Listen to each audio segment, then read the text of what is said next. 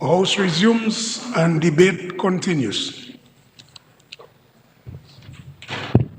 Yes, Honorable Royer, you're recognized. You may proceed. Thank you, Mr. Speaker. Mr. Speaker, I rise tonight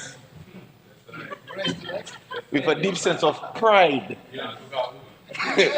and optimism, Mr. Speaker, to lend my full support to the 2025-2026 national budget, which was so ably presented by the Minister for Finance.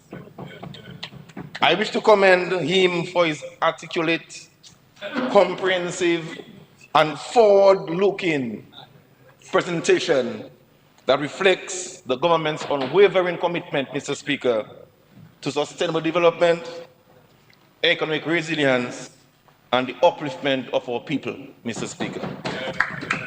This year's budget, Mr. Speaker, is both progressive and strategic, placing strong emphasis on some key sectors, including the one I'm humbly able to manage, which is agriculture, tourism, and of course the housing sector, Mr. Speaker. But Mr. Speaker, before I continue, please permit me to say hello to the people of the Cottage constituency. I must do that.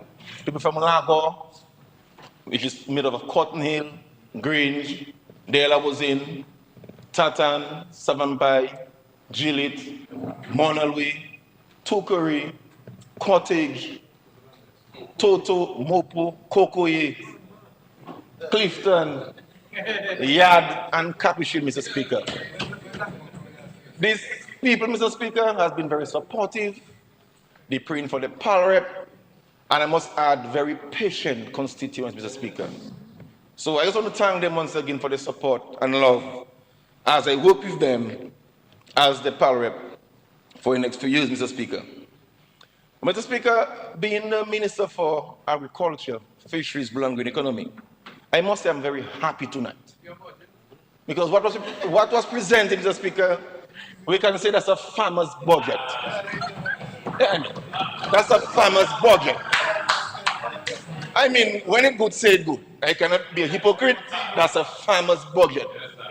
And just leaving here yesterday afternoon and going around, I met a few farmers. I got a few calls, and they are happy. They say, Minister, I know the Labour Party always look for us, but this year, it could not have been better, Mr. Speaker. So I want to thank the Minister for Finance.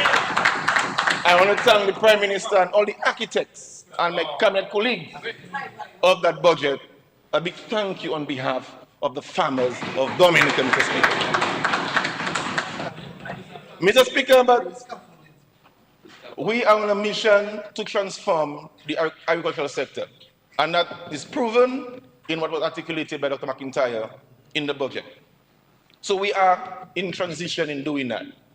And that could only be possible because of the money spent and the investment made by this government in the sector since Hurricane Maria, Mr. Speaker.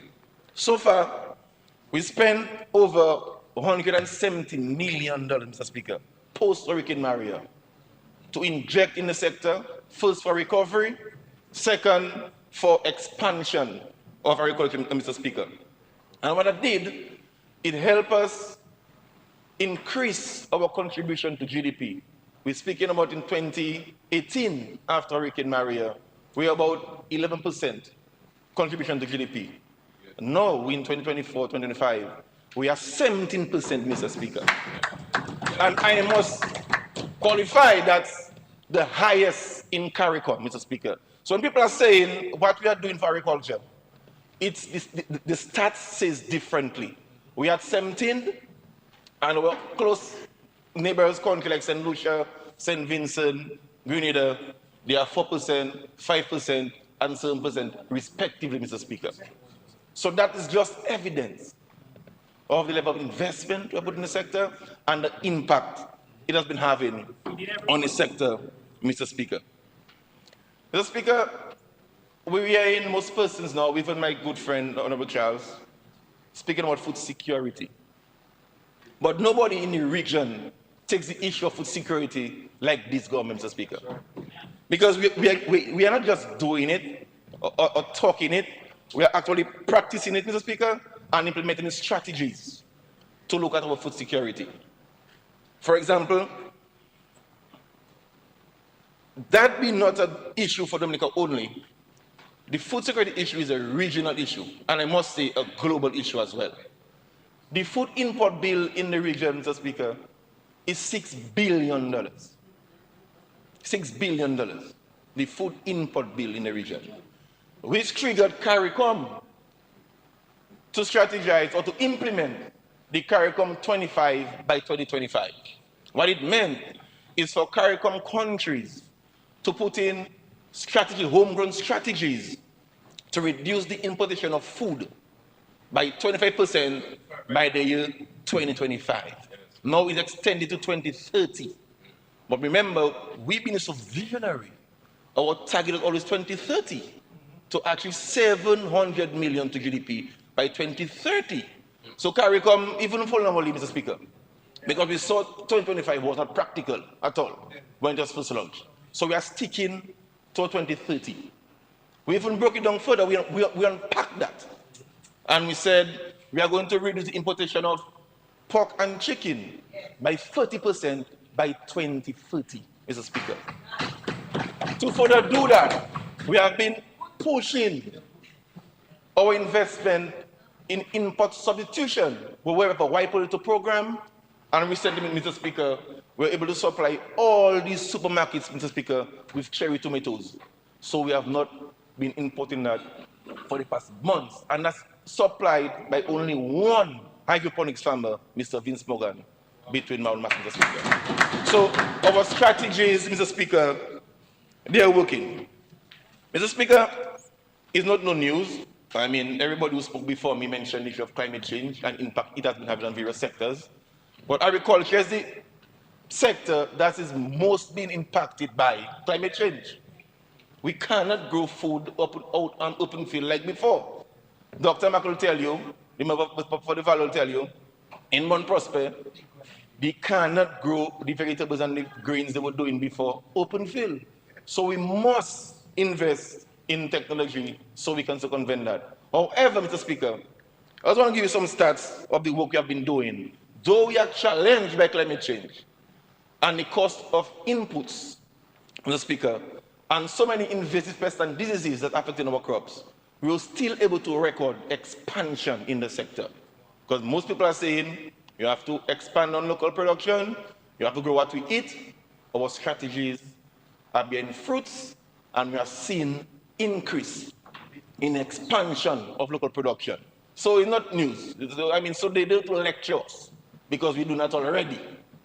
Good advice is sound advice. We receive it. But just to say we're on track. For example, for fiscal year 2022, 2023, for dashing production, we're at 75.6 acres.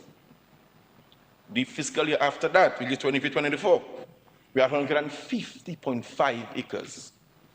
And for last fiscal year, we are 254 acres of dashing, Mr. Speaker. That's an exponential increase in establishment for dashings. And we have about 45% of that is right in the Bells area, Mr. Speaker, of that area. So kudos to our farmers in Bells. They are doing well for dashing production. Ginger, Mr. Speaker, in 2022, 2023, we had 14 acres of ginger established. It increased by about 2 acres in 23-24, and last fiscal year, we had around 26 acres, Mr. Speaker. For sweet potatoes, for 2023-2024, we had 38.5 acres of sweet potatoes. And you'll realize I'm sticking to the root crops for now, because these are our resilient crops.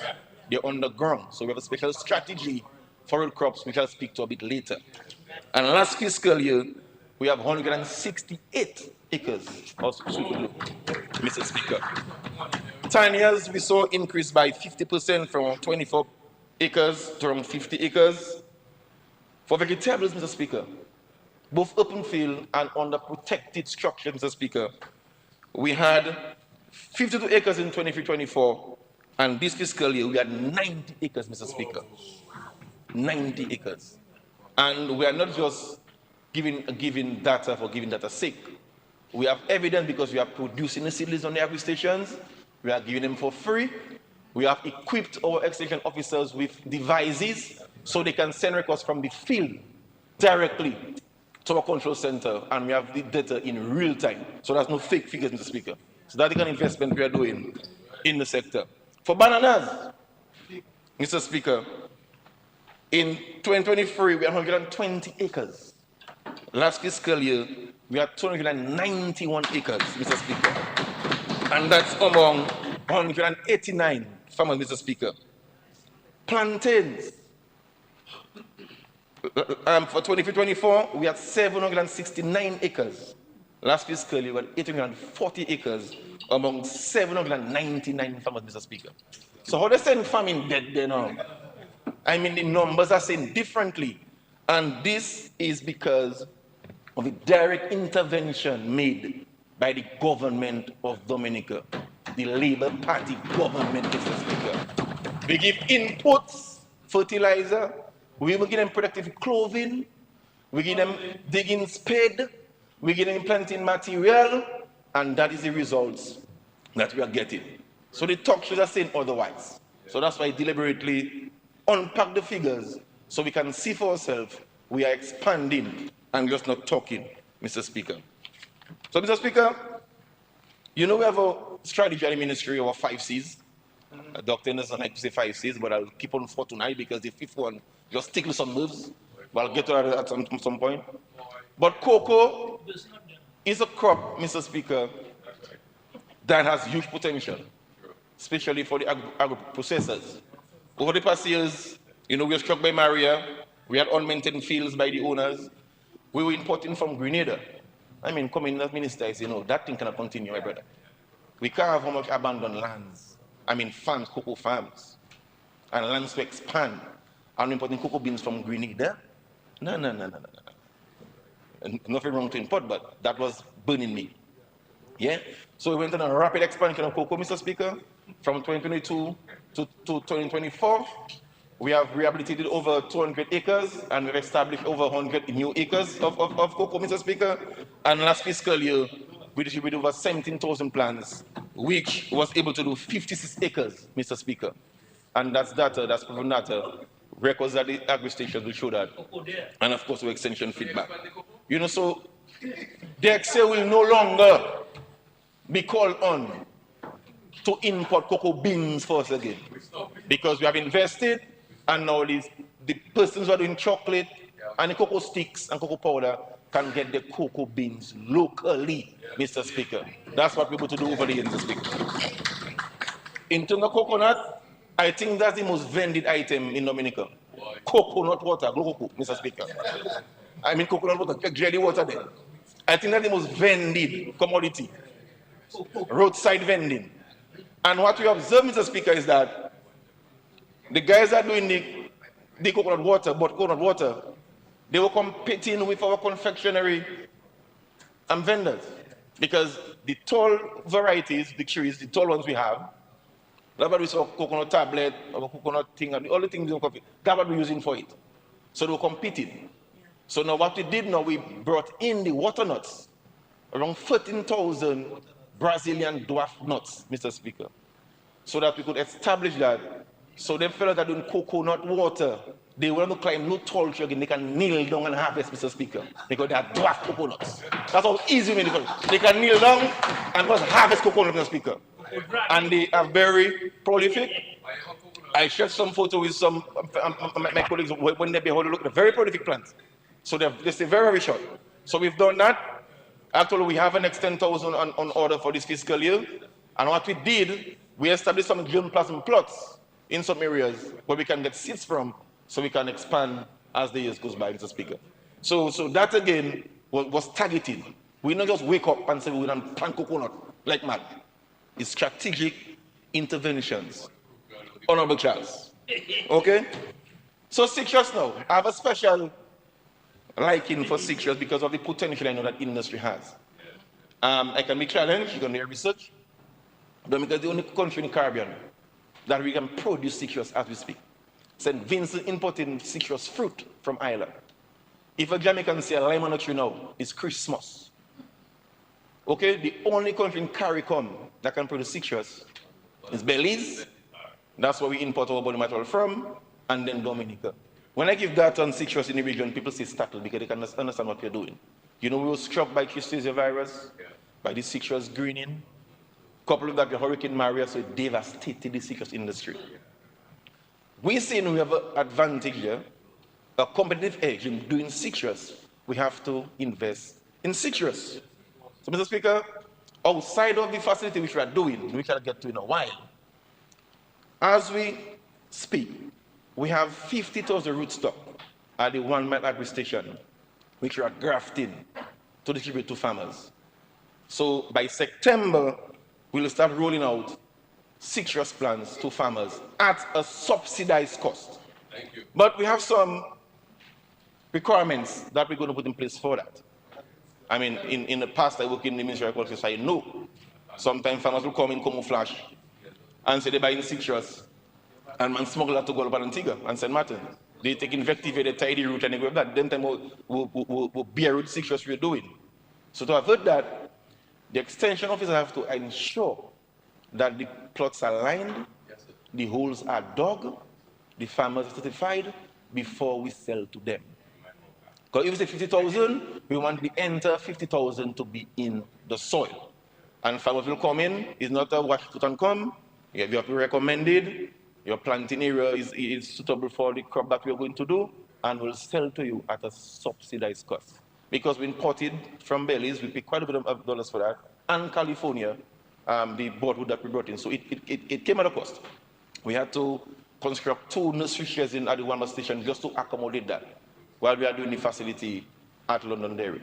So just to say the varieties that we're doing, we have the Washington Navel Orange, we have the Lanolite Orange, Valencia Orange, we have the Tahiti Lime, most people's favorite, we have the West Indian Lime as well, the Ruby Red Grapefruit, Tangerine, and Otanix. Okay? So, Honorable Chair, you can tell the farmers in Marigot, that's the varieties we have, and they can contact the extension officer to register, put the numbers, and we will have them served as well. Honorable Chance made mention of, one of his recommendations was to do an agro-processing facility. I guess he was speaking about citrus and other fruits that we can do or we can process. Just to update the House, Mr. Speaker, we've been working with the Caribbean Development Bank on a project. About $168,000 US to contract experts to do for us a case study, well, I mean a feasibility study for a processing plant. They will have to do designs, costing, estimate, and the plant layout. Thus far, that's broken up into 4 contracts, and CBD now is finalizing the contracts with the tenderers so that we can issue contracts by August. So once the contractors are on stream, the consultants are on stream, by the end of first quarter next year, we'll have a full-blown study with designs, layout, and costing for multi-purpose agro-processing facility for Dominican, Mr. Speaker.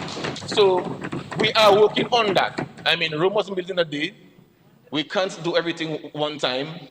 We're hoping that the private sector would have to, take it up, but even not doing it, we have to try something. And if we have it constructed, we can then engage them in a PPP so that they can have it operational. But that is something that we know we have on our radar, and work has started in that light, Mr. Speaker. So we are building a $7.7 million facility at Londonderry. Why all that money? Someone may say. As I said earlier, citrus is being affected by 2 serious diseases. There's the Wang Ling, we call it the greening disease, and the Cristacea virus. It's knocking up plots. You don't have no treatment for that. You cannot spray it and cure it. Once it hits your field, it's dead. So one of the measures for that, we have to provide the farmers with clean planting material. So the facility now is to ensure that whatever we produce in the facility goes out to the field clean. Of course, you have to have your post-facility treatment to make sure it remains clean. But, and you spoke about research as well earlier.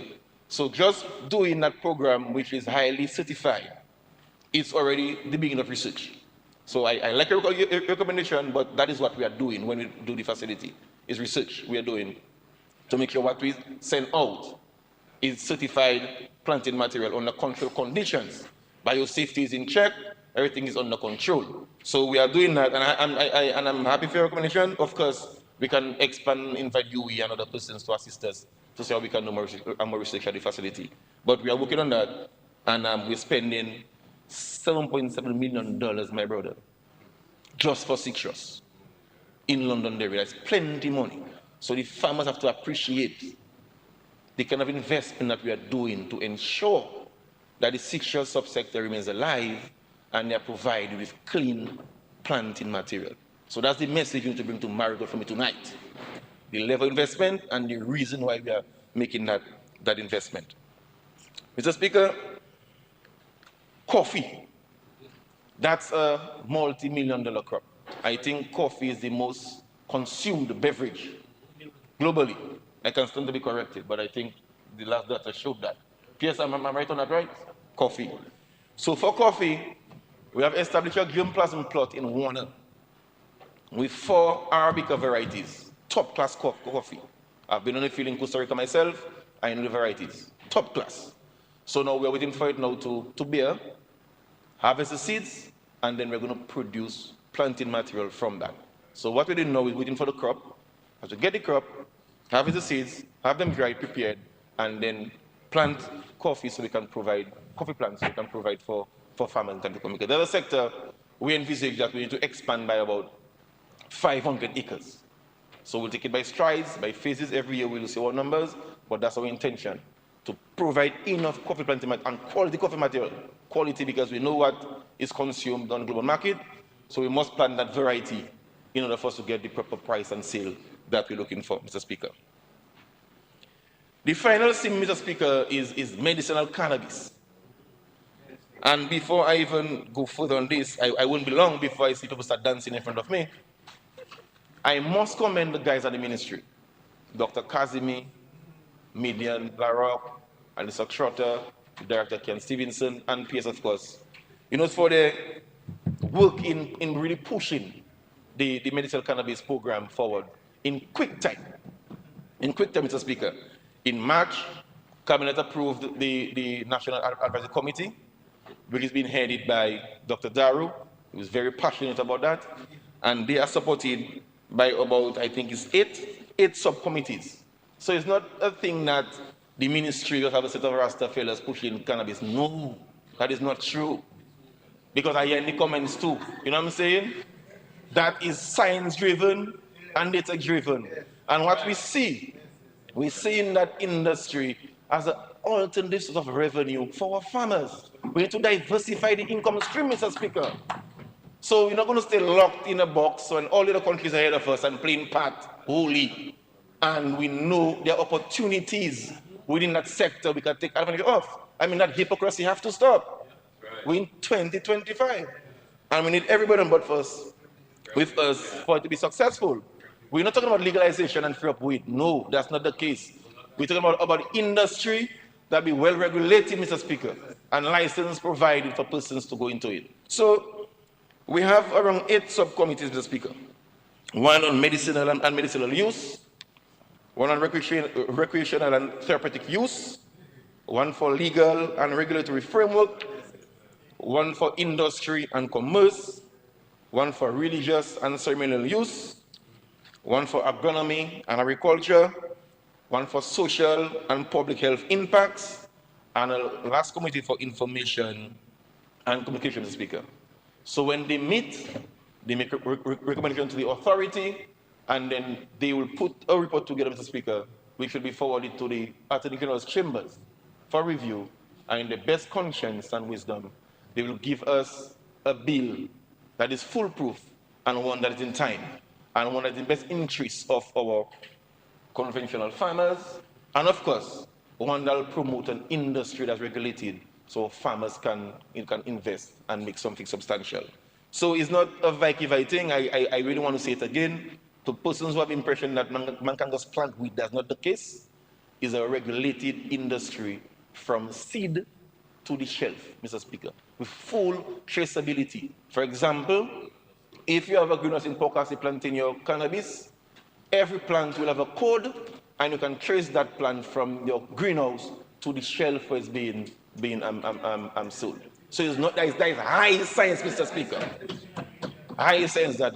So I just want to just raise that there to let people know we know what we are doing, and we are advised by the best expert in the Caribbean, Dr. Michael Emmanuel, who's a Dominican, Mr. Speaker. The government, in its wisdom, has contracted him as our lead consultant and advisor to help us build a sustainable cannabis industry, and he's doing a wonderful job. He's done it in St. Vincent. He has provided advice to Malta. He's the lead researcher in cannabis in the region for UB Mona, so he knows what he's speaking about. So we are guided by that, Mr. Speaker. And we thank him for making himself available to assist us in our first, we seek to build a sustainable cannabis industry in Dominica. Mr. Speaker, so just to expand a bit for the licensing, so far they have proposed 11 or 9 I think, 9 defined licensing categories. So that there'll be license, a special license for cultivation, there'll be one for processing, a separate license for testing, one for dispensing, a license for consumption and lodges, there'll be one for transportation, there'll be a license for research, there'll be a license for import and export, and a license for waste disposal, Mr. Speaker. So as I spoke about testing, Mr. Speaker, we're already getting inquiries from the authorities in the region, from Barbados, from Antigua, for St. Lucia for testing. Because at the Bureau standards, we have the capacity in Dominica to test the cannabis, Mr. Speaker. And it doesn't exist in Barbados, it doesn't exist in OCS. So when we had our symposium, what we did, we invited all the authorities that exist in the region to come and share experiences with us. So we are operating on lessons learned. Because, I mean, we are behind, they are in front. But so Barbados Authority was there, St. Lucia was there, St. Vincent, St. Kitts, and Antigua. We had professors from UE, we had persons from Canada, we had a set of international experts guiding us on that. About the main purpose, Mr. Speaker, for inviting them, we had OECS and ECB as well, so that they could advise us on lessons learned, because they have gone down that road already. Because now we are doing it, we don't want to make mistakes that what they would have made. So we invited them, and they were able to share with us their experiences, and that will help us develop a bill that makes sense and that is foolproof, Mr. Speaker.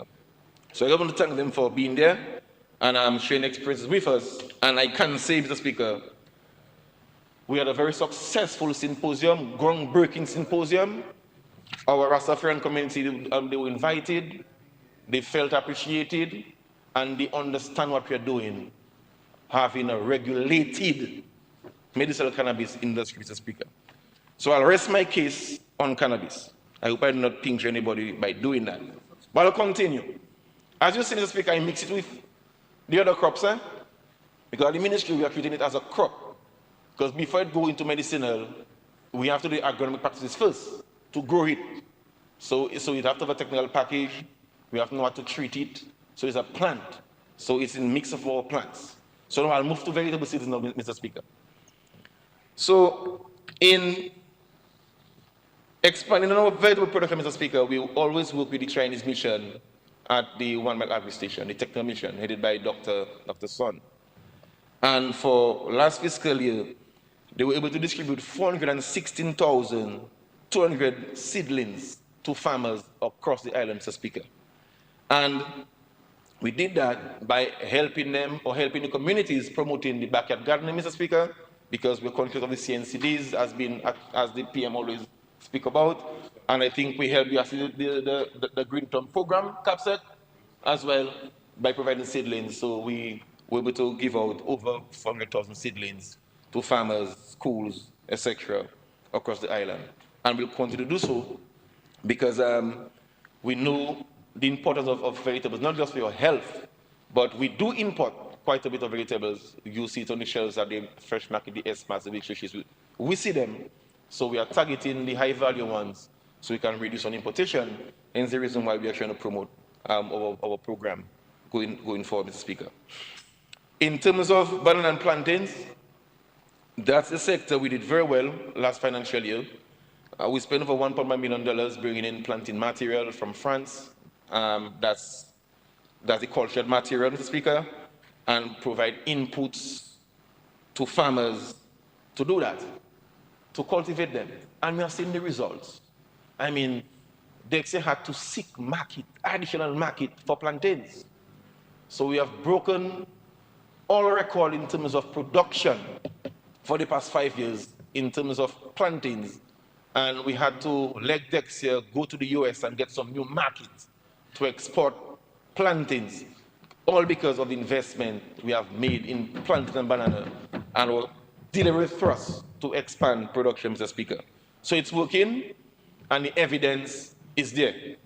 And I understand that we had a mission lately, and we will get some more markets for plantains, so we'll continue planting plantains and bananas, Mr. Speaker. These are two crops that we want to know back on, so, and we'll continue expanding because we understand the livelihoods that it assists in the rural areas.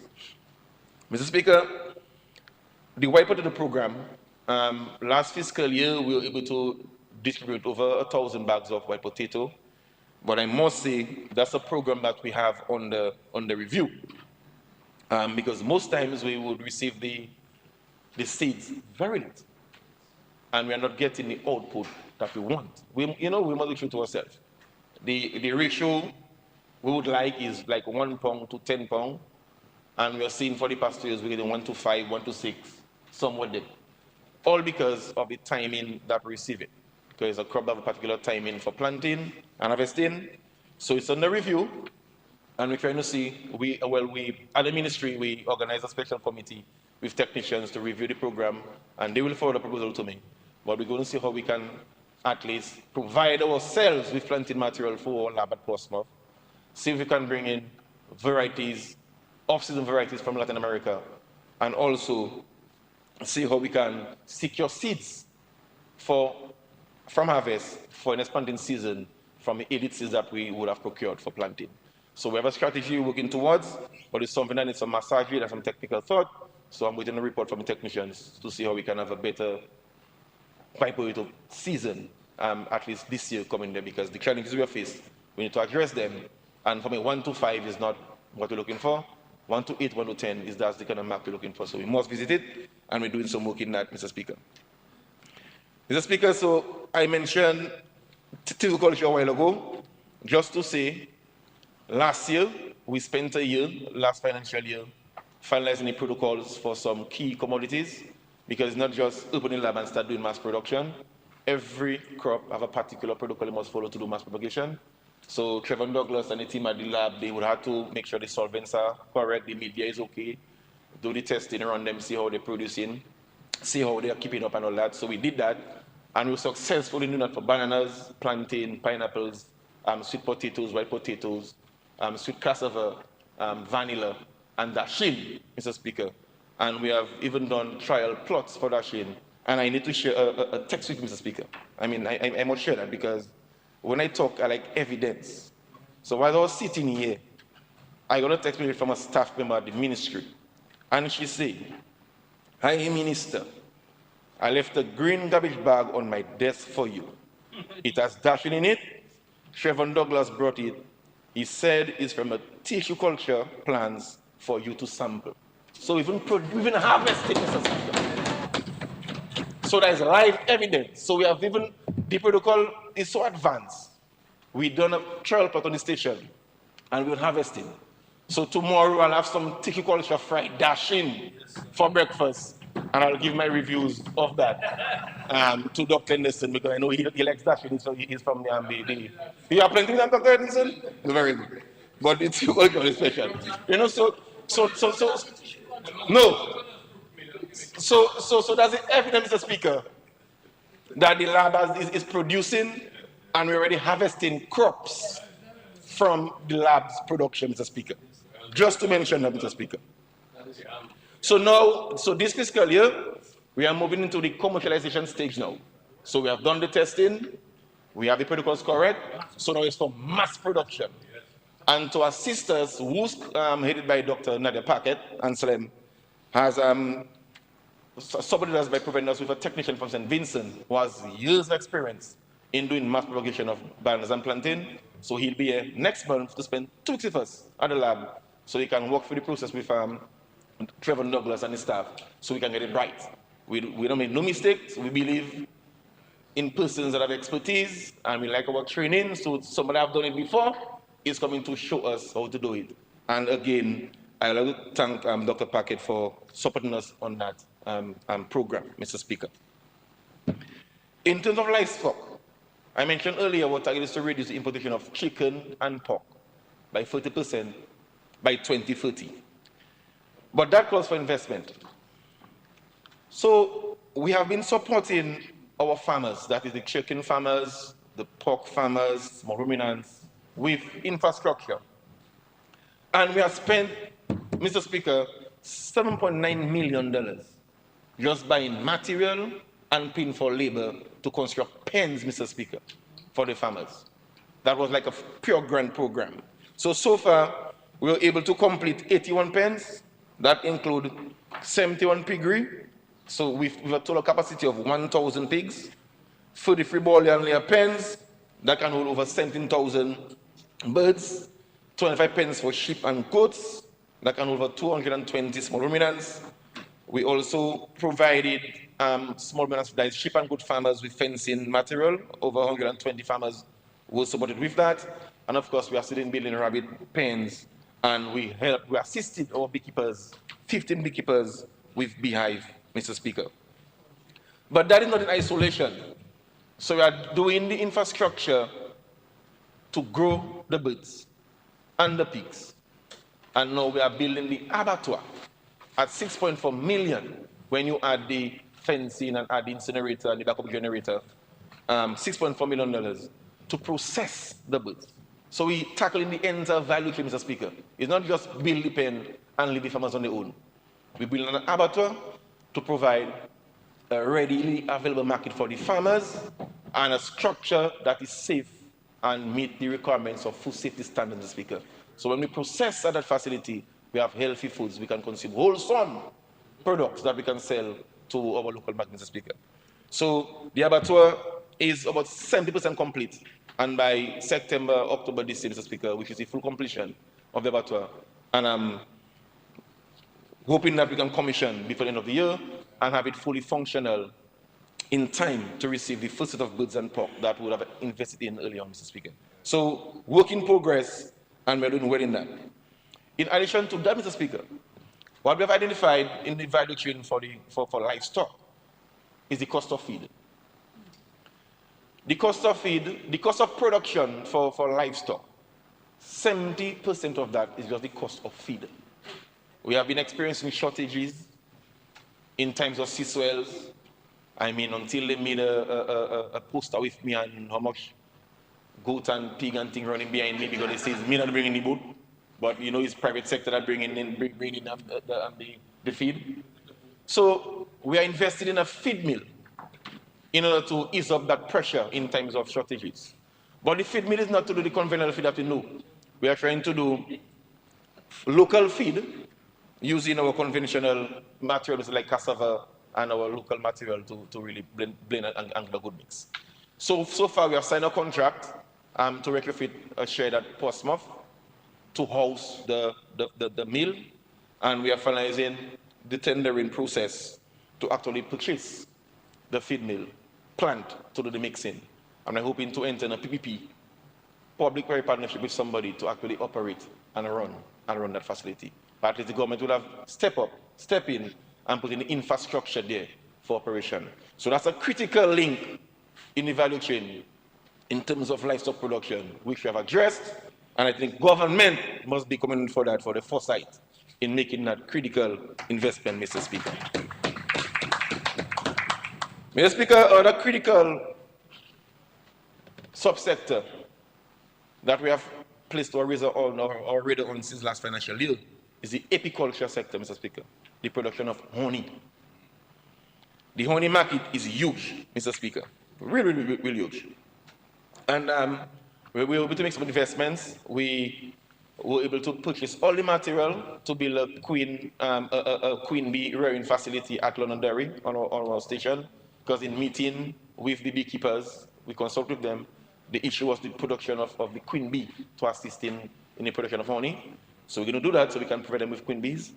And we are targeted to increase the number of hives island-wide by 90%. We are about 700 hives now, and we are going to construct over 580-something hives to give to the farmers, Mr. Speaker, to expand honey production. So far, we have purchased all the material. No, we have signed contracts. Yes, right. We have signed contracts for all the material. They'll be on island soon. We have signed contracts with 2 contractors already. So as the materials arrive, they can construct the hives, and we can provide about 600 hives to farmers across the island, and that will increase our honey production by around 90%, Mr. Speaker. Because we see the potential of honey. There's a lot of fake honey on the market. Actually, 30% of the honey traded globally is fake honey. So there's a room for us in Dominica to provide our pure Dominican honey and take advantage of this lucrative subsector. So we spare no effort in doing that, and we are pushing the honey subsector. We have received numerous accolades for the past 2 years in terms of our taste, our quality of honey in Europe, in the region, internationally. So Dominica is known for top quality honey, so we cannot turn our eyes on that. So we invest in the beekeepers, and we're going to grow this sector exponentially, Mr. Speaker, in the next financial year. In terms of feeder road, Mr. Speaker, well, over the past 3 years, we spent about 30 million. D4 was the last benefit. He gets Chatwal for over $6 million. Now it's being used as a bypass because we're doing the Granby Road. So it's in dual use now. And last financial year, last budget, when it was presented, we made mention of Captain Bruce, we made mention of Dalfonsi, the Station Road, the Kaum Road. But so far, we have signed the contracts for Captain Bruce for sure. We have signed contract for section of Kaum, and we have also signed contract for Niba Atli, Mr. Speaker. And the others like Dalfonsi and the Station Road, the contract will be signed somewhere mid-August. So although Honorable Charles, we were not able to actually start construction, but the investment is secured. The tendering process took some time, but the contract is signed. I think it's easy as the contractor, right? You met with him, you went on the field, and you mustn't be hypocrite, you know, Mr. Charles, because you did side visit with them people. You was the engineer. You meet the contractor, and you come in and still talking about you don't know if the road coming. Dr. Max said that the contract was signed in his budget address. You see somebody this morning and say the road coming, my brother? Okay, ready to sign. Okay? I know your families, you have some land there too, so you have special interest in that area as well. You're right, exactly. So it is signed, and we'll see construction commencing very soon on that. And of course, our farmers in the Kaum area as well. The contractor already has mobilized. He's doing some of the footing for the retaining wall offsite. Actually, we attempted the Kaum end via the Meru Cuba Road. And we had a failure, so we could not go in and do more work. So we have to do a wall first for us to enter, because to access that end for Salisbury will be way too long with the trucks. So the contractor is building the footing offsite. He'll come in, do the wall, and then we'll move in and do some works there. But Feeder Road is on the radar.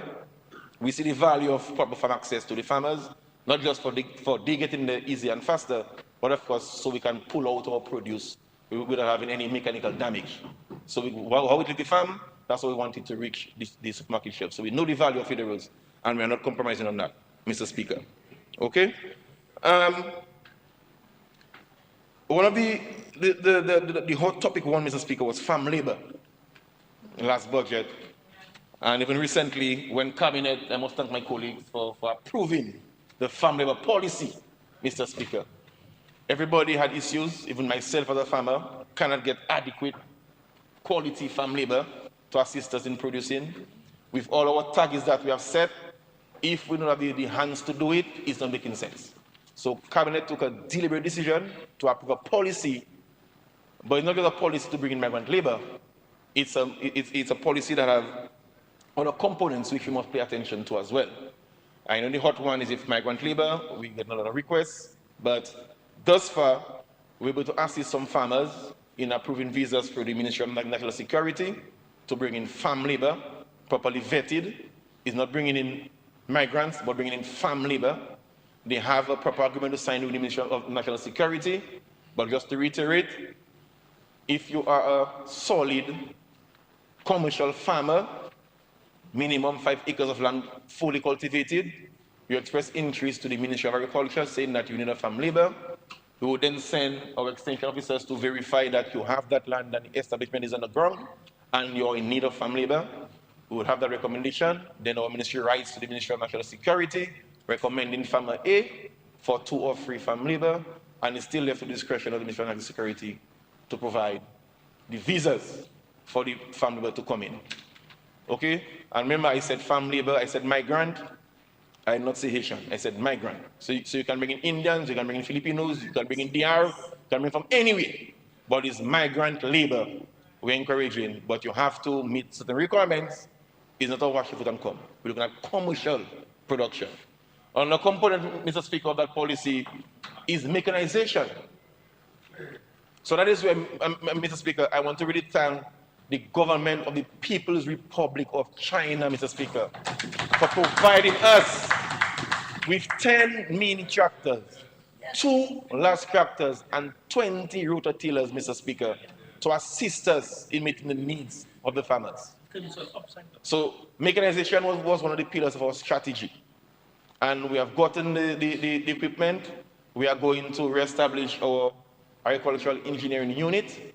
We will manage them to ensure that they are deployed properly, deployed for the persons who really need them, and not to just a friend, to ensure that they are maintained, not just when they're broken, but prevent the maintenance so they can last, and to make sure they're recorded and they last us for a while. So we will, Mr. Esprit, Jean Esprit, Nicholas Esprit, sorry, is the person who have identified since last financial year to head this unit, and then we'll staff that unit to make sure we provide our farmers with the use of the machines for land preparation. We know in cultivation, land preparation is the component that takes most time and most money. So if you can assist the farmers for a little price just to pay your gas to get it to them, that will help us a lot, and that'll now reduce the need for labor. In addition to that, we're also blessed to receive an excavator, which we'll use to do our maintenance of the roads. Mr. Henderson asked for it for MOOP already. I told him yes, it's fine. Yeah, but yes, it will go to the maintenance of our farm access road, make sure the greens are cleared, and spread a tariff road and compact, make sure everything is under control. So again, we want to thank our friends from the People's Republic of China for that gift, costing over $1.1 million, Mr. Speaker. Thank you very much, Ambassador Chu. So, Mr. Speaker, as I move on, Mr. Speaker, to this financial year, I'm so excited for the incentive package Dr. McIntyre blessed us with at the ministry, the rebate program. And this afternoon, for some reason, myself and Honorable Defoe, we're going to have lunch. And on the radio, on a particular radio station, I heard a particular gentleman, and I'm certain that gentleman was one of the architects of Honorable Charles' response to the budget. And I can recall, as I know before, but as the Honorable Charles said, thanks for the incentive package, you like the rebate, it is a good thing. But the same person who I think assisted Charles in putting his presentation together is saying there's no incentive for agriculture in the budget. I say, after all, man, why people lying here like that? I'm certain that they assisted on my Charles, I'm certain. I'm not calling him, I can't even my brother. I'm certain he assisted Mr. Charles, and he on Q95 saying today, there's no incentive for agriculture in the budget. I say, Magwisa. No, man. We can do better than that. You know what I'm saying? However, so, just take some notes for me, please. Take some notes so you can communicate later to your partner. Okay? So we have designed a rebate program, Mr. Speaker, and that's just to incentivize farmers to invest. Because government is doing a lot, and we think it's a point now where farmers have to own up and put something into the industry as well. We have those who are doing it and want to encourage more. And as I want that, Mr. Speaker, I want to commend the public officers who are farmers. We have a lot of policemen, firemen, teachers, persons working in different government departments that are serious commercial farmers. And they're the ones going to the bank, taking the loan, and investing. Honorable, 10 more minutes. Okay, Mr. Speaker. Just 10 more. Speaker, I move that the Honorable Roland Ray be given additional 10 minutes. Seconder. Mr. Speaker, Yes, it has been moved and seconded that the Honorable Roy be given an additional 10 minutes.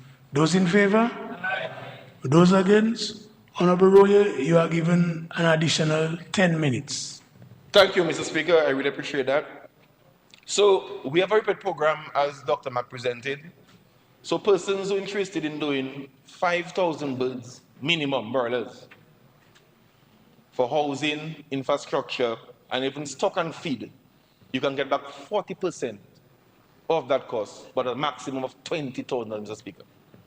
For a person doing greenhouses, those that are protected, fully enclosed, to include hydroponics, you can get back 50% of the cost, to a maximum of $20,000. Those doing the partially protected greenhouses, the normal greenhouse style, the tunnel type, you can also get 50% cost back up to $9,000. And of course, we focus on the C's, our citrus, cocoa, coffee, where we can get 50% of the cost back if you cultivate a new plot or if you rehabilitate your plot, up to $2,000 or $1,500 respectively, Mr. Speaker. So that's to incentivize farmers, to encourage them to go back into the soil. You have abandoned plots, let's rehabilitate. You increase in planting coffee, cocoa, citrus, we can give you back half of the cost if you have it planted. So I mean, Mr. Speaker, it cannot get better than that, Mr. Speaker. Not many countries offer that to their farmers. So I just want to urge the farmers that we have a program for you. Come in at the ministry, see us, and we'll walk you through the process of how you can benefit from that program, Mr. Speaker. Okay? So, Mr. Speaker, just to give some quick statistics there, for the poultry, we're looking at 20 poultry units, about 5,000 square feet, with a capacity of up to 100,000 birds in total. That, with 4 production cycles a year, a farmer can make $585,000, Mr. Speaker, in 1 year from that unit.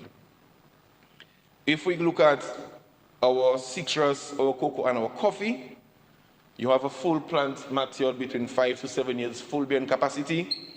For the citrus, you can make over 15 million pounds, which will generate approximately $22.7 million, Mr. Speaker. That's for the total acreage that we want to establish. And similar for the cocoa, you can make up to 4.2 million for the targeted acreage, and for the coffee as well, Mr. Speaker. So we did the maths, we see the output, we know it can contribute to the economy, so that's why we're offering that to the farmers to invest, and of course you'll be guided by the Ministry of Agriculture, Mr. Speaker. Mr. Speaker, another component that's very close to my heart is the root crop subsector. Over the years, we have been challenged, Mr. Speaker, in really expanding the root crops as we would like, particularly the white yams, because of the yam rust that we have. So critical root crops that we focus on mainly, traditionally, will be the yams, the dashing, sweet potato, tanyas. But each of them have a disease that impacting or affecting production. So as I said, the white yams, we have the yam rust, the sweet potatoes, we have the sweet potato borer, the tanya, the yellow wooden disease, wine low, and the dashing, of course, we have the mosaic virus. So that's challenging production, Mr. Speaker.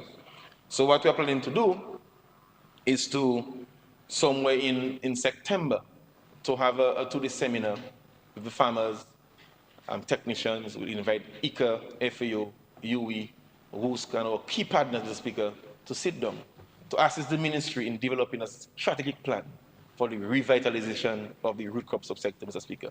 We're taking it very seriously because root crop is one of our resilient crop.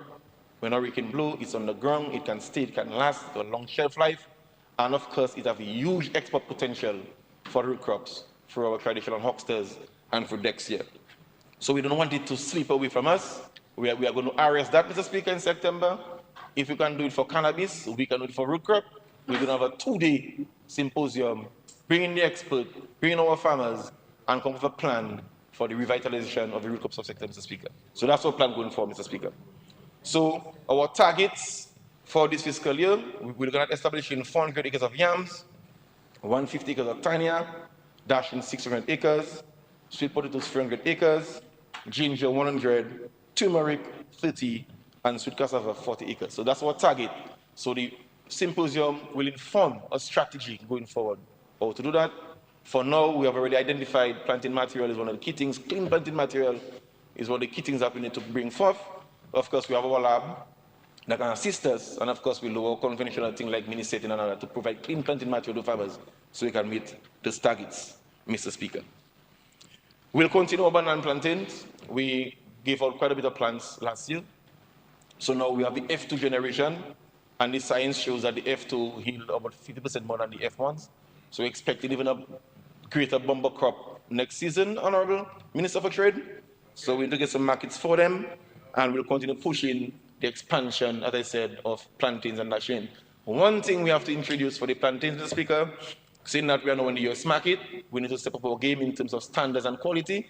So we're going to step up on our black scottica control program and introduce sleeving to the plantains so we can have a cleaner fruit for export. So we'll focus with the farmers who are producing for the US market to make sure that we have no quality issues, Mr. Speaker. Okay, so that's our plan going forward.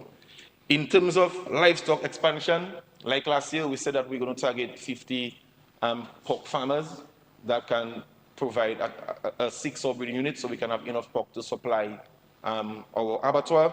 And it is forecasted that with that setup, we can have at least around 945,000 pounds of meat per year for that, which will significantly put a dent into our importation of pork, Mr. Speaker. And we'll continue to invest in apiculture, and I mentioned earlier, to build the pens and build the hives, to distribute to our farmers. In terms of feeder road, Mr. Speaker, we'll do some work on the Mopo feeder road in Gambia. We'll continue doing some work there. And of course, the Bok feeder road in Portsmouth, Mr. Speaker, which falls within the boundaries of my constituency, an area where we have a lot of farmers who do high-end or high-value vegetable crops. In that, even onions, they produce on that length of road. So the area that we need this attention, the road is deplorable, and we're looking to see how fast we can do that intervention to make it easier for farmers to access. Another one, Mr. Speaker, that's very close to my heart. It looks like everything is close to my heart tonight. But this one is the agro-insurance, Mr. Speaker. Agriculture insurance. And I'd like to quote, Mr. Speaker, from page 13 of the Barrett Address, Mr. Speaker. Permit me to quote the Minister for Finance. And I quote, additionally, considering the current vulnerability of our agricultural sector to natural disasters, a crop insurance scheme will be implemented to protect farmers from catastrophic loss. The scheme will prioritize vulnerable commodities such as plantains, bananas, and other high-risk crops. In the first instance, this initiative would include joint contribution from farmers and government. Mr. Speaker, I think that is very progressive, Mr. Speaker. It's very progressive. And I want to thank the Honorable Prime Minister for ensuring it made it to the budget, Mr. Speaker. I want to thank him for that. I mean, our green insurance is nothing new to us. In terms of bananas, we have green crop. That's what sustained the banana subsector, Mr. Speaker. In Grenada, last year, April, they invested $500,000, Mr. Speaker. Last year, April. Last year, July, they got struck by burial. COPEF, who is based right here, paid them of $3.9 million within 15 days, Mr. Speaker. In Jamaica recently, Jamaica got paid off by Grace Kennedy for similar issues in claiming on them through a park metric scheme, Mr. Speaker. So why not Dominica? We are the most vulnerable because of our location in the island chain. We cannot wait when we are struck to go and look for monies to help farmers. We need to be proactive. We need to be forward-looking. Let's ensure, and you know, we have something we can go to when we are struck to compensate within record time. That is resilience, Mr. Speaker. How fast you don't stop. And I want to say thank you to the Ministry of Finance and the PM again for putting this there. Currently, I'm the chair of the Agri-Insurance Subcommittee for the OECS Agricultural Ministers. We saw St. Lucia sign off with Lynch Insurance 2 weeks ago. Grenada is with COPEF, and the other islands are coming through. So it's our turn now. I'm looking forward to seeing that come to fruition in terms of payment by first quarter of next year, before the next hurricane season, Mr. Speaker. Mr. Speaker, the 1 minute. okay. 20 past already? Jesus Christ. Yes, it is 8:48. Okay. You started at I can repeat. 7:48. 7:38. Sorry.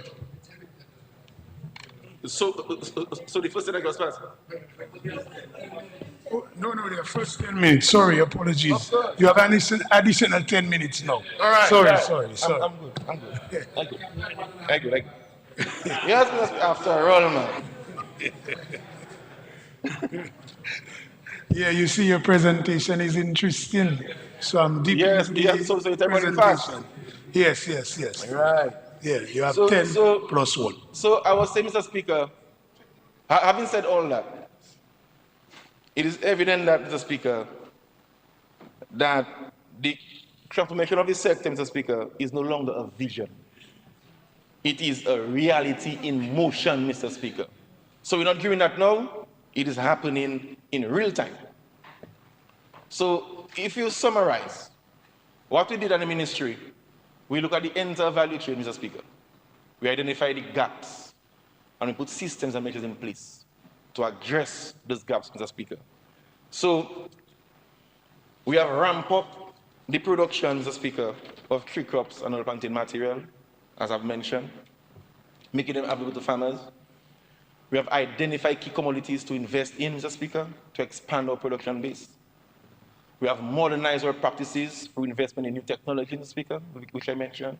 We have also identified arable lands, as Honorable Joseph mentioned, to encourage persons to farm, young farmers in particular. We have created better access to farms by investing in feeder roads, Mr. Speaker. We have linked production to market through decks here, Mr. Speaker, which I mentioned it as well.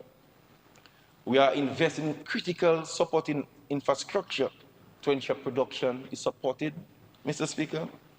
We have also welcomed critical other industries within the sector, Mr. Speaker.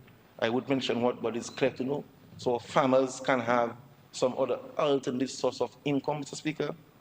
And we continue to build resilience by securing our investment through an insurance scheme, Mr. Speaker. So we have locked the entire chain from farm to market to make sure that we have a resilient and sustainable agricultural sector, Mr. Speaker. So I want to thank Mr. Speaker, my Permanent Secretary, of course, Mr.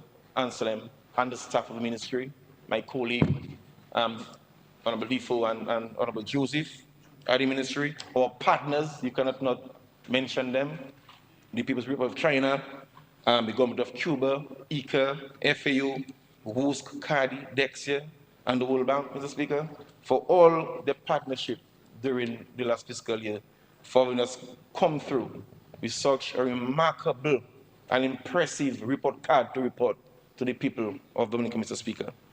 And just before I move quickly to my constituents, Mr. Speaker, I would like to link what we are doing, or just endorse quickly the investments that have been made in tourism. Because I believe every dollar spent in tourism, based on studies done by the World Bank and by ICA and Carbon Tourism Organization, at least 30 to 50 cents is added to the income of a farmer, Mr. Speaker. So I endorse fully every investment made in tourism, because more tourists come, more mouths to feed, more food to plant. So we welcome an investment made in tourism, Mr. Speaker. So as I move to my constituency, Mr. Speaker, because remember, I'm a rep first before being a minister, so I must touch them before I leave tonight. I want to thank them again, Mr. Speaker, for their love, their praise, and their support for the past 2.5 years I've been the parliament for court, Mr. Speaker.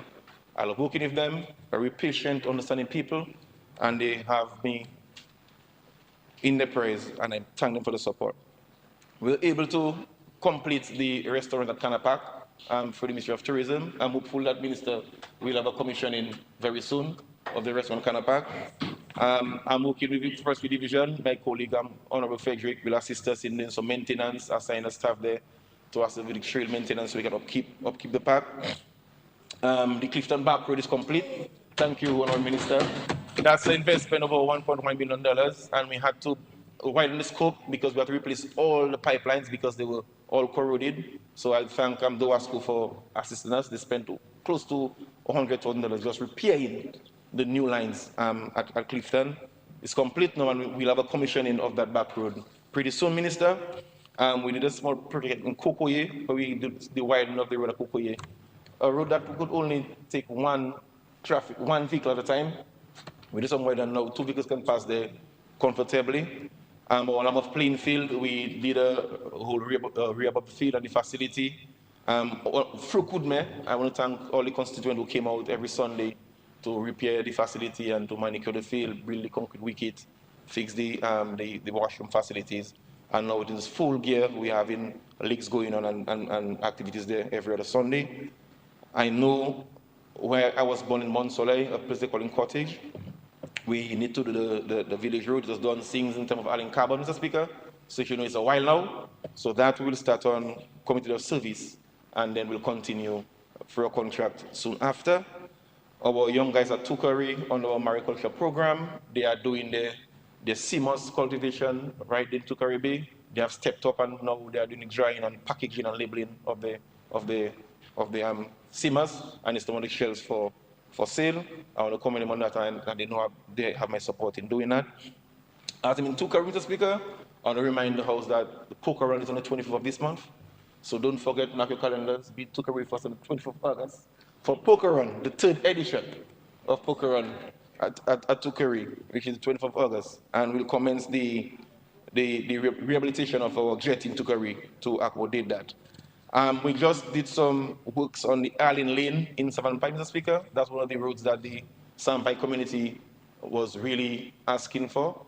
We are doing 3 phases. We did phase 1, it's completed, and we are looking to continue phase 2 pretty soon. And I was happy that we could have these 10 young guys fully engaged on the road during the period of construction. And as I said, we are seeing how quickly we can get some more resources to continue that. The Cannabis Marina, me and Phil will share it. It falls within my boundary, but it's in Portsmouth itself. We are happy for the construction of the marina. We are happy for the employment that it has created. I'm seeing young men who would normally sit on the block every day and now engaged at the marina, Mr. Speaker, and working and can make some money to assist them with their livelihoods and support their families. So we're happy for that, and of course we're looking for the completion of the marina to create more full-time jobs going forward, Mr. Speaker. I want to shout my friends at the Cotton Hill expansion project. They have been asking for the water expansion. We are here, that's above the Attorney General's home. They really need that, and we have the proposal in, and this financial year for sure, we are looking to have this project implemented. I got the blessings from the Honorable Pima already on that, so just to secure the resources so we can commence that.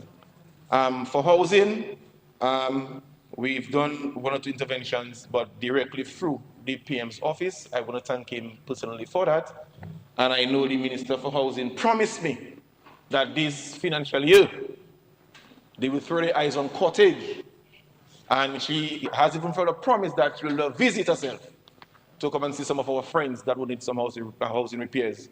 So I'm looking forward to that. I know the person will come, but the minister will come. But they'll come Cottage and see what's happening. so we can at least assist our patient constituents who have been waiting for a while for some housing assistance in the constituency. So I'm making a special plea on their behalf for that, and I'm happy for the promises that was made, and I'm fully confident that we'll get our fair share this financial year. So, Mr. Speaker, with these few words, I would like again, I would like to lend my support, my fullest support to this budget, which I have no doubt will transform the lives of Dominicans. Thank you very much, Mr. Speaker.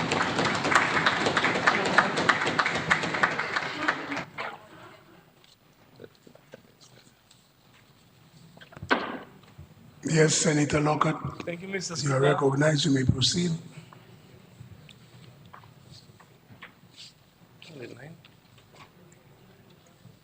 Mr. Speaker, I see the night is still young. And colleagues have had their 7 p.m. coffee. So you can give me the free will to speak for an hour and a half. Free will. Mr. Speaker, I rise to give my contribution to the 2025-2026 budget, which was confidently presented by the Minister of Finance to the Honorable House. Let me say that I support this budget without any reservation. Mr. Speaker, over the weekend, I took the opportunity to scroll through social media, and I read some news, pages online. And I also went to my favorite Dominica Breaking News because they post everything, the good, the bad, and the in-between. And they posted how they get it. They add no salt, they don't remove anything, raw. So I read through the comments, and I read through some posts, and there was nothing, seriously, no serious criticisms about the budget. They had a few questions here and there, and questions which I think were salient enough, and I think that we can address while we promote the budget. So, with all that, I draw the conclusion that the vast majority of Dominicans are in support with the contents of this budget, and we must commend the government for that. This $1.2 billion budget was strategically developed in alignment with the Labour Party's ongoing mandate. A mandate set in motion after rescuing Dominica from a disastrous state which was left by the United Workers' Party administration, Mr. Speaker. Mr. Speaker, it represents our consistent efforts towards our national mission to grow and expand the economy, to create opportunities for everyone in this country. We are enhancing the country's infrastructure, we're positively impacting the quality of lives of all Dominicans, and decisively positioning our country on a path to sustainable economic viability. The Labour Party's first mission upon assuming office was to engage in what we call a rescue mission. Mr. Speaker, and some may ask, but what rescue mission? And it's important to refresh the memory of those who may have forgotten, and to educate those who simply did not know. So, my fellow citizens of this great nation, during the United Workers' Party term in government, Dominica endured a literal pounding at the hands of a reckless administration whose actions severely damaged our country's economy, institutions, and affected the lives of citizens in a profound negative way. This is the same UWP clan, Mr. Speaker, that the members of the opposition are aligned with. You see they laughing? Yes, Mr. Speaker, they are all active members of a united workers group. And if they are not associated, then they should say it to the public in a transparent way.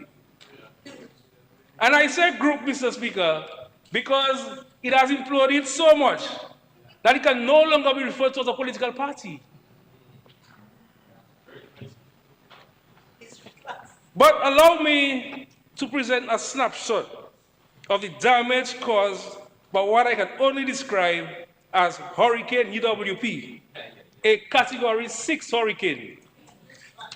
During the period in question, Dominica had a significant poverty problem with huge number of households, and the vast majority of the population was classified as poor. Poor. Indigence, a fancy term to mean extreme poverty, affected a large percentage of households. Poverty was prevalent in every community. Every community. 9 out of 10 indigenous persons were either poor and again indigent. The level of poverty in Dominica was the highest in the Eastern Caribbean. The highest in the Eastern Caribbean. The country faced very high overall unemployment rates, the highest ever witnessed in this country, and with women experiencing even a higher rate. At the time, Dominica lacked any significant social safety nets. There was no strong social programs, such as old age pensions, unemployment benefits, or health care. The most vulnerable in society was largely left to fend for themselves, an attribute of an uncaring government and party, the UWP. Mr. Speaker, let me share one piece of information again. One report said, the current economic situation in Dominica is uncertain and will inevitably lead to a further deterioration of poverty in the island. And this report was released in 2001. And this was a scientific study capturing what existed in Dominica during the time of UWP. What this report was warning, Mr. Speaker, is that if things continue as they are, many people on the island are going to end up living in poverty or struggling even more than they already are. Mr. Speaker, and I could go sector by sector of what this Labour Party inherited, but this exercise will take me an entire week, and I only asked 1 hour and a half. And if there's any doubt of the accuracy of what I say to you, visit the UNDP website, visit the IMF website, and visit the CDB website. Do your own research. Mr. Speaker, we must all agree that we're living in times when countries across the globe are facing serious challenges, some shared, others unique to a specific nation or region. Dominica is no exception. Dominica is no exception. Global realities such as inflation, armed conflicts, and the impact of climate change continue to affect countries and disrupt the daily lives of their citizens. We must understand that we operate in a global environment where policy decisions by world superpowers have frightening, long-lasting, and sometimes catastrophic impacts on small developing states like ours. With both global and domestic realities in mind, this budget was carefully crafted to ensure the continued implementation of national development projects while giving equal attention to the welfare and well-being of our people. I'm excited about the contents of this budget, and I'm even more pleased for the opportunities that it captures for the Castlebrus people, the people of the Castlebrus constituency, who I must admonish at this time, do not sleep on yourselves. Yes, do not sleep on yourselves. Step forward and seize the opportunities. And I say with all honesty and a deep sense of concern, because too many of you have become too far laid back, allowing good and positive opportunities to just pass you by. And it's about, oh, all you man and them people, and you just, give out yourself some, be there, we're ready to help. Remember, time waits for no man. And when the government makes these opportunities available, you must take them seriously. You must come forward and take full advantage of these opportunities. Mr. Speaker, this government has become synonymous with the provision of safe and resilient housing for the people of Dominica. We have demonstrated time and time again through both policy and actions that housing is not a privilege for a few, but a right for all.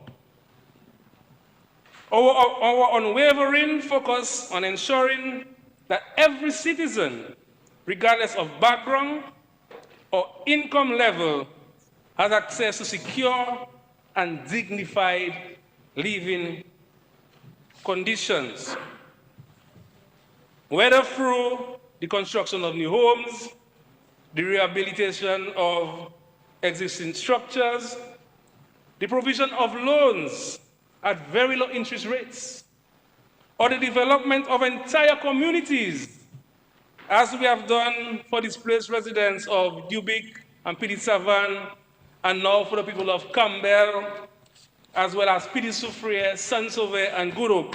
This government is in fact reforming the housing landscape in Dominica.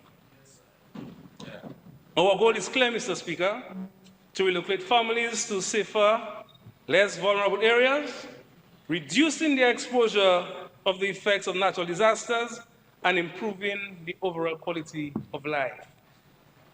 And now, with the introduction of a new initiative proposed in this year's budget, the Opportunity Knocks 2% housing program, another significant new door has opened. And Mr. Speaker, I like that name. OK 2HP, Gen Z language. This $10 million initiative will no doubt allow more Dominicans to build their homes, their own homes, creating warm, secure, and comfortable spaces for their families.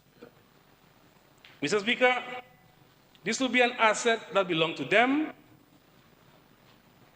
And let us not forget that this is at the lowest rates this country has seen, 2%. And Mr. Speaker, it's only this Labour Party that's taking housing to across the country, widespread housing. Because before, building a house in Dominica was both a financial and psychological burden.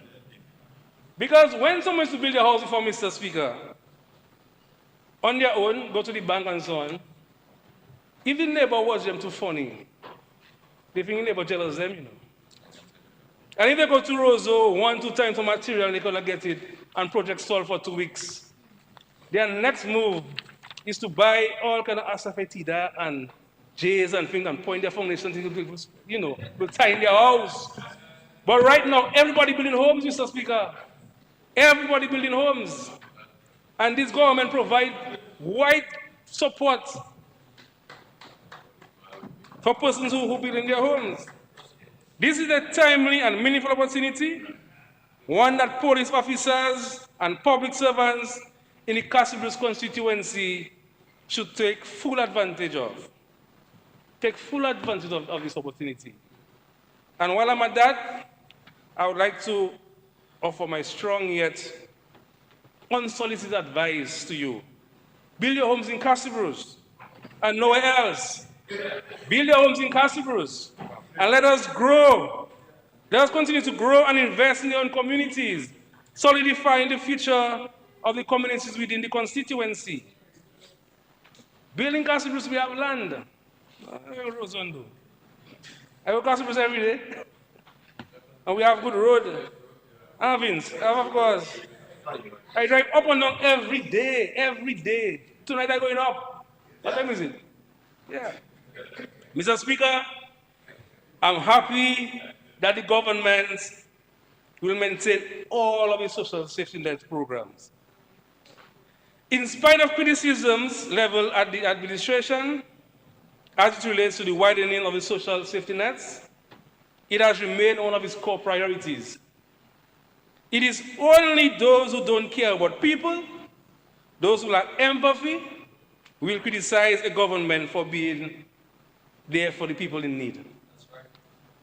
While we continue to place the people of this country at the heart of national development, especially those who are most vulnerable.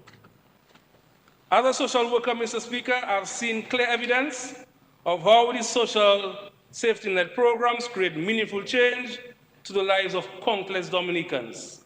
I continue to witness tangible improvements in the standard of living and the quality of life for many individuals and families, particularly those who once faced the daily realities of poverty.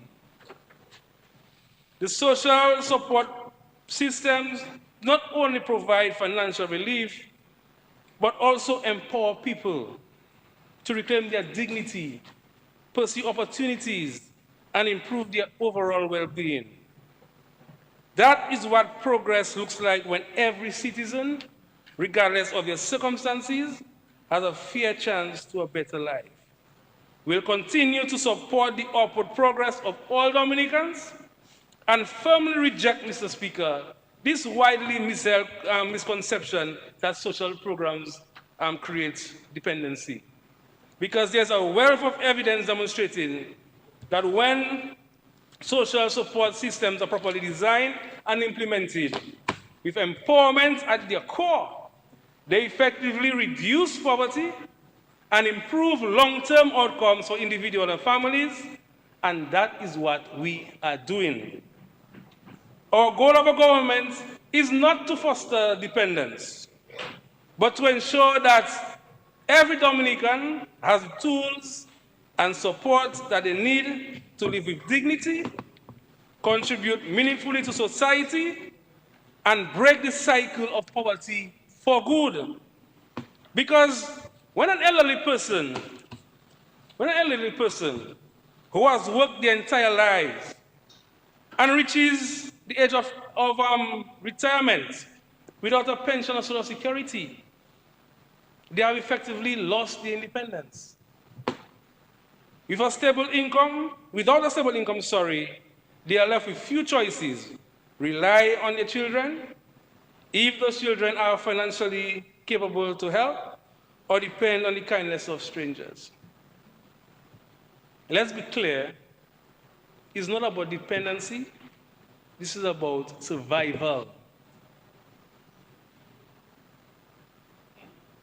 It is unjust to label someone in this situation as dependent, when in truth, they are trying to meet the most basic human needs. As a government, we have a responsibility and moral duty to ensure that no individual dies of hunger or is forced to live in undignified conditions. Similarly, Mr. Speaker, consider the case of a mother of 6 children who received no support whatsoever from the father. For her, the welfare system she receives is not a luxury. This is the means by which she's able to feed her children. The free textbooks, uniforms, and school transportation are what make it possible for children to attend school and have a fair chance for a better future. This is what the Labour Party government is doing. Mr. Speaker, what we have done and continue to do is implement a responsible and dynamic approach to social support. As family begin to move from one socioeconomic bracket to the next, whether due to children becoming older and parents getting meaningful employment, we gradually reduce and in some cases withdrawn certain benefits. This is a deliberate and measured strategy. It ensures that resources are directed to those who need it the most, while encouraging upward mobility and self-reliance when circumstances improve. Our social programs, they are not static. They are designed to respond to the evolving needs of individuals and families, supporting them when necessary and empowering them always. Mr. Speaker, the cost of living continues to be a real and pressing challenge for many, not just here in Dominica, but across the globe. It is clearly not only a Dominica issue. In fact, during the most recent US election, an event which I believe was closely followed by every Dominican, we saw that inflation and the rising cost of living were among the most prevailing issues on the campaign trail. One candidate, Mr. Speaker, even had a special campaign event where he showcased basic grocery items and highlighted how inflation had impacted the everyday American. At one point, eggs were being compared to as gold because people simply couldn't afford to buy eggs in the US. To put things into perspective, Mr. Speaker, egg prices in the US remain 27% higher than it were in 2024. Eggs. How much did I get? 25 cents, 50 cents? You buy a bowl like for $1, right?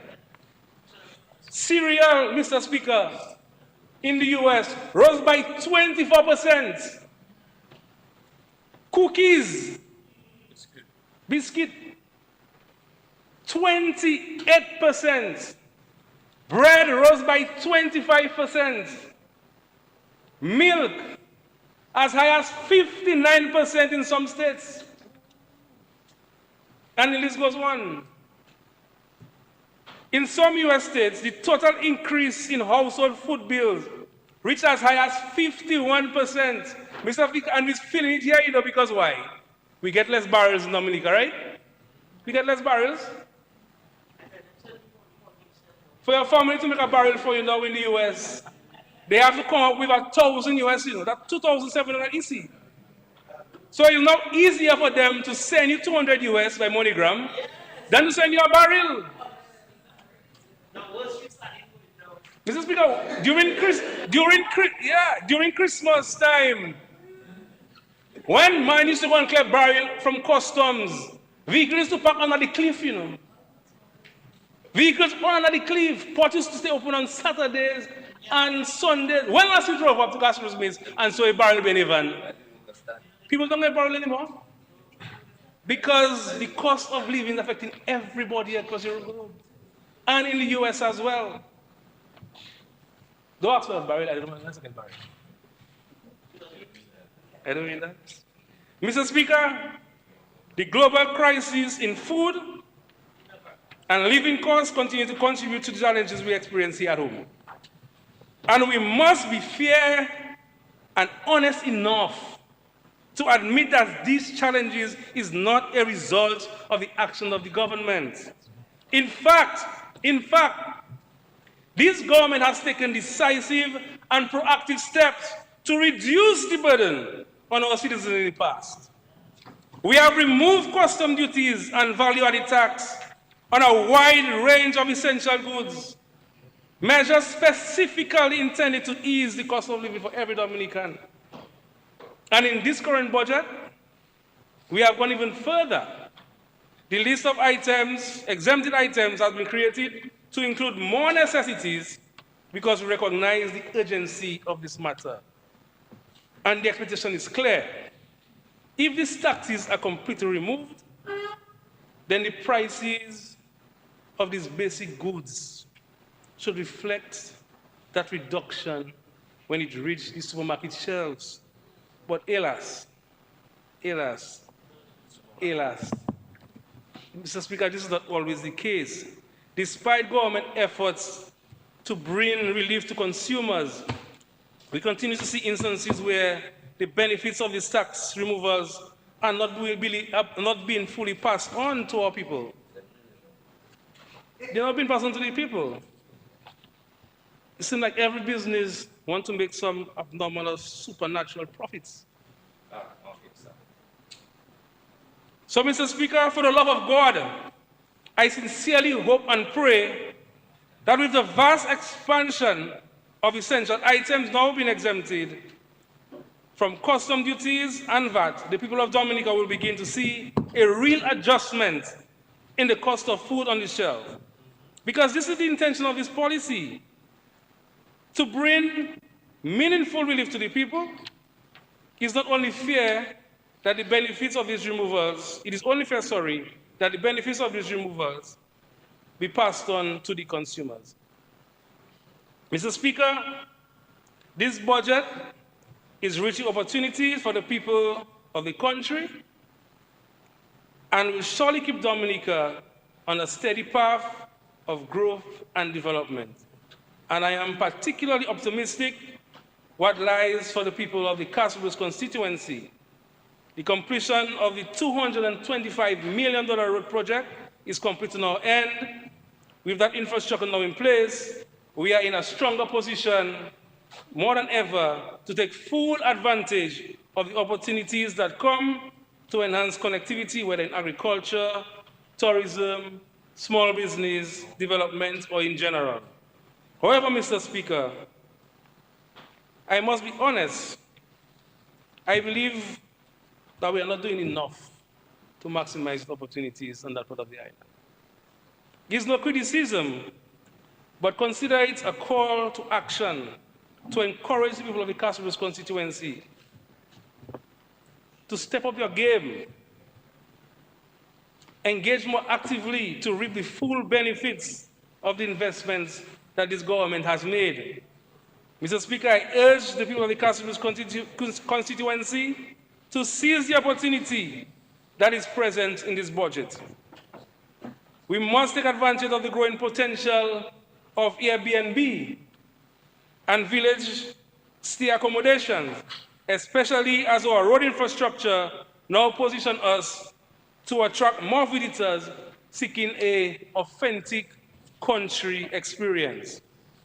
We must also capitalize on the rebates and incentives being afforded to farmers, which are designed to boost agricultural production and economic benefit to the farmers.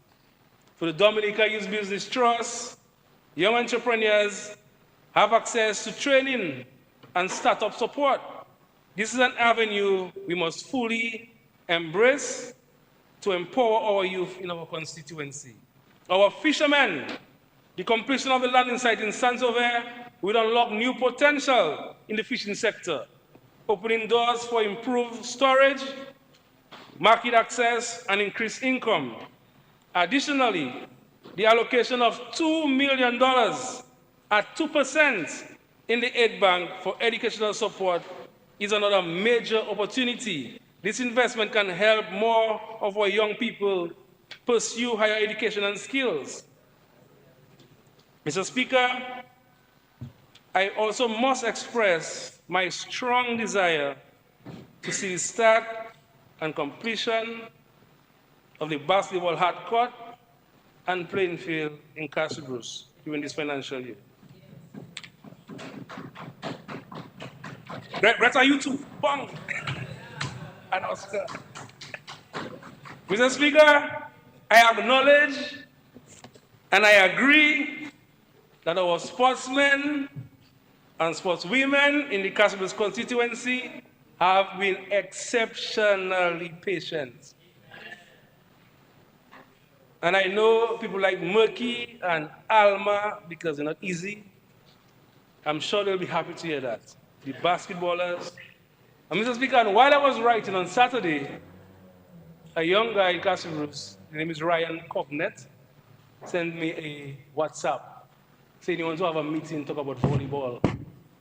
So Minister of Sports, volleyball. And volleyball is the only sport I play. The only sport I play is volleyball. So now that this young one wants to set up a volleyball team, we will support him, but we need the court. And I have received the assurance that the hard courts will be upgraded this financial year, and we will see some work on the playing field. Mr. Speaker, I want him down. The community of Castlebrooks prepares to welcome our residents of the diaspora for the Castlebrooks Family and Friends Reunion. And I too stand ready to warmly to receive all of them. The reunion is scheduled to run from August 10th to 17th. It is a homecoming, time to reconnect and celebrate as a community. And for those sorry who are returning home, to recommit themselves for the continued advancement of the village. I take the opportunity to thank the government of Dominica for its full and unwavering support for making this activity possible. I especially thank Prime Minister Roosevelt Skerrit for always standing with the Castlebrooks people. The government financial contribution towards preparing the community and supporting the slate of social activities mean a great deal to us, and it has not gone unnoticed. On a more personal note, I wish to thank all the government ministers, Mr. Speaker, all of them that I call from time to time for support for people, the permanent secretaries, and the public servants, whom I sometimes call and visit on behalf of the Castlebrooks people. Your support. 1 minute. I'm good. Your support does not only benefit individual constituents, but also strengthens the efforts of our parliamentary representative, the Honorable Octavia Alfred.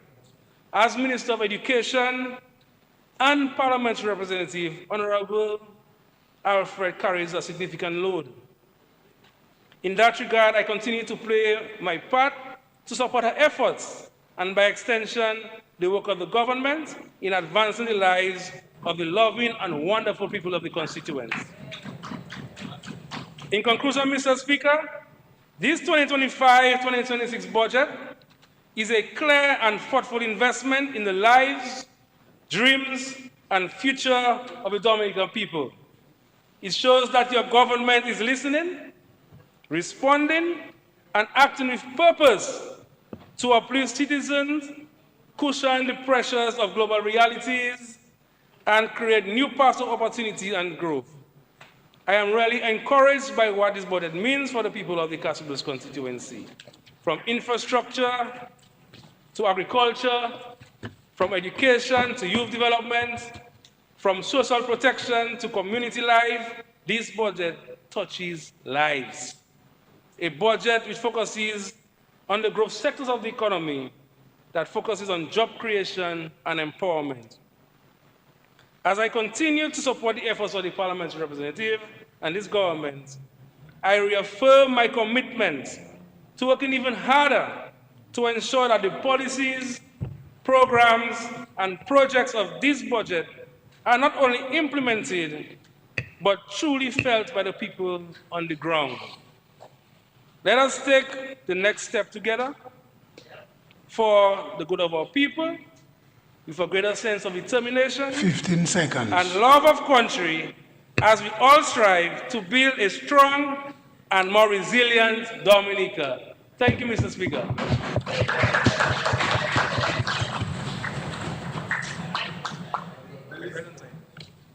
Mr. Speaker, I move that the House be suspended, be adjourned till Tuesday 29th at 9 a.m.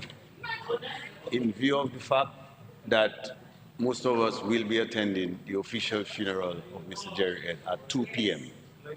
So considering this, I think it's wise that we begin at 9 a.m. in the interest of time.